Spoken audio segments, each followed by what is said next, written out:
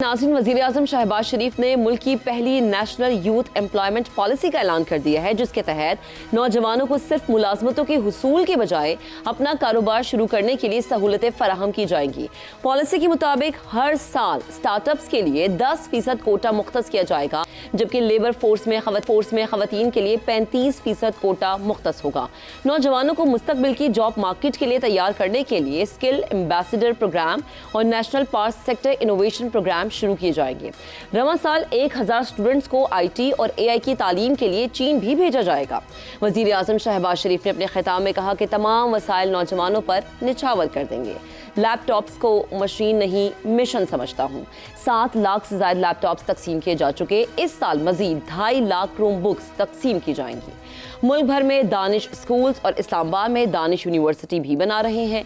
वज़ीर आज़म के मुताबिक माजी की गलतियों का अजाला नौजवानों की तरक्की और खुशहाली के लिए फंड्स की फराहमी से मुमकिन है, लेकिन इस पॉलिसी की ज़रूरत और इसके मुमकिन असरात को समझने के लिए नौजवानों की मौजूदा सूरत हाल देखना भी ज़रूरी है।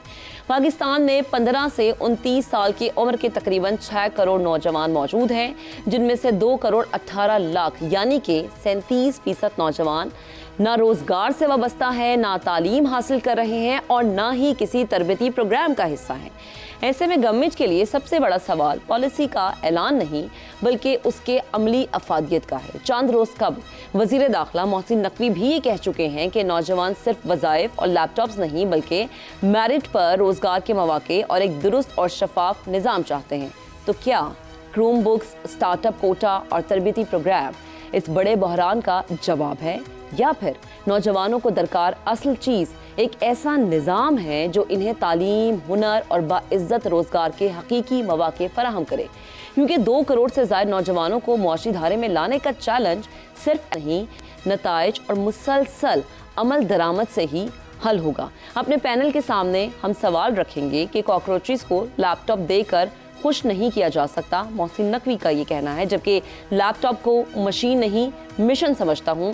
वजीर आजम का ऐसा कहना है। तो क्या लैपटॉप कॉकरोचेस के मसाइल हल कर पाएंगे? शहजाद चौधरी साहब से इसका जवाब जानेंगे। शहजाद साहब क्या कहेंगे? महक, देखें, आज ही मैं अभी एक किसी जगह बैठा था जहां पे इस किस्म की गुफ्तगू हो रही थी। 40 लाख नौजवान हैं जो कि जॉब मार्केट में हर साल आते हैं पाकिस्तान में, और कहते हैं कि उसमें से सिर्फ 15 लाख हैं जिनको कि एक नौकरी किसी किस्म की मिल पाती है। ये पढ़े लिखे नौजवान हैं जो कि जॉब मार्केट लेबर के अंदर आते हैं। 25 लाख लोग ऐसे हैं जिनको कि नहीं, कुछ भी नहीं मिल रहा, यानी वो पढ़े लिखे भी हैं या नहीं है या जैसे भी हैं, उनको काम नहीं मिल रहा बिल्कुल से। तो ये एक बहुत बड़ा फेलियर है, और इसके लिए कहते हैं कम से कम 8% ग्रोथ हो तो हम कम से कम 20 लाख नौकरियां सालाना क्रिएट कर सकते हैं। 20 लाख अगर 8% के करीब ग्रोथ हो, 6 और 8% के बीच में, तो ये नंबर्स हैं। हम कहाँ खड़े हैं 3% के ऊपर? हम कहाँ नौकरियां क्रिएट कर रहे हैं? किसी के लिए क्रिएट नहीं कर रहे हैं। आ जाते हैं लैपटॉप्स के ऊपर। देखिए, लैपटॉप बड़ी अच्छी बात है अगर किसी को इस्तेमाल करना आता हो। कभी कभार ये भी देख लेना चाहिए, और ये कोई सर्वे होना चाहिए कि जिनको लैपटॉप तकसीम किए गए हैं अब तक कौन लोग हैं और इन्होंने उसको कैसे इस्तेमाल किया। कितने लोग हैं जो बेच के इससे पैसे बना लेते हैं? ऐसा ही है। बेच सकते हैं या नहीं बेच सकते मुझे पता नहीं है, शायद कोई चेक हो उसके ऊपर, कोई काउंटर नहीं, कोई चेक एंड बैलेंस नहीं है। बेचते हैं लोग शहजाद साहब। जी बेचते हैं। अच्छा, तो जब ये बेच लेते हैं तो उसके बाद जाहिर है कि वो तो उससे फायदा हासिल नहीं कर रहे। तीसरी बात, बेचने के लिए डेटा उसका बुनियादी अंसर है। डेटा की तरसील, डेटा का रिकॉर्ड, डेटा की अवेलेबिलिटी, डेटा को पहुंचाना, स्पीड के साथ पहुंचाना, स्पीड के साथ रिसीव करना, ये वो अवामिल हैं जिससे कि लैपटॉप चलता है। लैपटॉप फिल्में देखने के काम या वहां पे सीडियां डाल के या कोई यूएसबी डाल के ड्रामे देखने के काम नहीं आता। बदकिस्मती से जो लैपटॉप आप हम तकसीम कर रहे हैं उनसे सिर्फ यही कुछ किया जा सकता है जो मैंने जिक्र किया, क्योंकि डेटा तो आता नहीं है, ना 4G ना 5G, अब तो बहरहाल में 2G तक भी मुश्किल से अभी तक हम कर पाए हैं।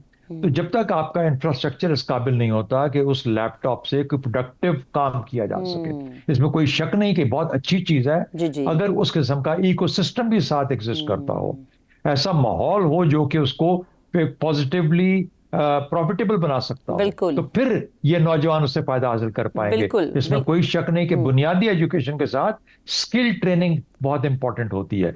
वो स्किल ट्रेनिंग हम कहाँ पे दे रहे हैं और उसको फिर सिखा किस तरह रहे हैं कि वो जॉब मार्केट चाहे वो पाकिस्तान की है जी या इंटरनेशनल है, या जो कि इंटरनेशनल आईटी की है। फील्ड में है, उनको बिल्कुल। कैसे इस्तेमाल कर शहजाद सकते साहब, हैं। ये आपने बड़ी अच्छी बात की, क्योंकि इंटरनेशनली चैलेंजेस को बीट करना अब हमारे लिए भी बड़ा ज़रूरी है। रज़ा साहब, आपकी तरफ आते हैं। मुलाजमतें नहीं, कारोबार, लैपटॉप मशीन नहीं है बल्कि मिशन है। मुल्क भर में दानिश स्कूल्स बनाए जा रहे हैं, इस्लामाबाद में दानिश यूनिवर्सिटी बनाई जा रही है। नेशनल यूथ एम्प्लॉयमेंट पॉलिसी क्या वाकई नौजवानों को रोजगार देगी या उनके मसाइल को हल कर पाएगी? देखिए, मैं समझता हूं कि कोई भी पॉलिसी जो है उसको जांचने का जो पैमाना है वो उसकी इम्प्लीमेंटेशन होती है, और ये कि किस हद तक वो उस पर वाकई अमल किया जाता है या जाएगा, और क्या वो पॉलिसी जो है रियलिस्टिक है, यानी कि हकीकत पसंदाना उसमें रखे गए हैं टारगेट्स, या बहुत ही ओवर एम्बिशियस ना काबिले यकीन किस्म के गोल्स जो हैं वो बना दिए जाते हैं। तो इसलिए कहना कबल अज वक्त होगा, अब ये तो रोल आउट होगा तो यकीनन उस वक्त पता लगेगा। लेकिन जहां तक ये मामला है यूथ की एम्प्लॉयमेंट का, देखिए मैं तो बारहा ये कहता हूं कि अगर पाकिस्तान का एक ही सबसे बड़ा मसला है तो वो रोजगार का है।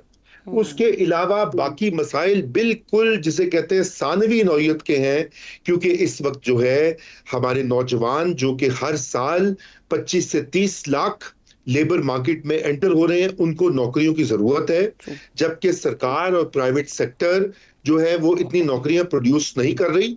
और यही वजह है कि आप देखते हैं कि लोग इनफॉर्मल सेक्टर में है या डंकी लगा के बाहर निकलना चाहते हैं या कोई और हीला बहाना ढूंढ के मुल्क से बाहर रोजगार की तलाश में निकलना चाहते हैं। तो एक तो ये बात है। दूसरी ये बात है कि ये जो लैपटॉप्स का जिक्र है, मेरा जाती जो तजुर्बा है जरा सा मुख्तलिफ है। मैं समझता हूँ कि इस पे बहुत तनकीद होती है। मैं कम से कम 8-10 ऐसे नौजवान जो लोग जिन्होंने मेरे साथ काम किया है पिछले चंद सालों में, चाहे वो अखबार का दफ्तर हो या दीगर जगह हो, उनमें वो लैपटॉप इस्तेमाल करते हैं। उस लैपटॉप ने उनको बिल्कुल एम्पावर किया है। 3-4 फ्रीलांसर्स को मैं जानता हूं जो यही वाला यूज करके इनकम कमा रहे हैं। 2-3 ऐसे हैं कि जिनको जो है इस लैपटॉप की बदौलत उन्होंने मजीद स्किल्स अपनी तालीम के साथ साथ हासिल करके एक कमाई का जरिया भी ढूंढा है। तो मैं समझता हूं कि हमें ये बात दुरुस्त है कि डेटा आना चाहिए इसके ऊपर, तफसील से हमें मालूम पड़े कि कौन क्या इस्तेमाल कर रहा है। लेकिन बिल्कुल भी मैं जो है एक ब्लैंकेट तनकीद को मुनासिब नहीं समझता। इस वक्त हमें हर तरीका ढूंढना चाहिए महक, जिससे कि हम यूथ को उनकी रोजगार की जो जरूरत है उनकी स्किल बिल्डिंग का, क्योंकि हमें ये समझना चाहिए कि ये यूथ हमारा फ्यूचर है। तो अगर एम्पावर्ड हम इनको करेंगे तो हमारा फ्यूचर भी जो है हमें अच्छा ही नजर आएगा।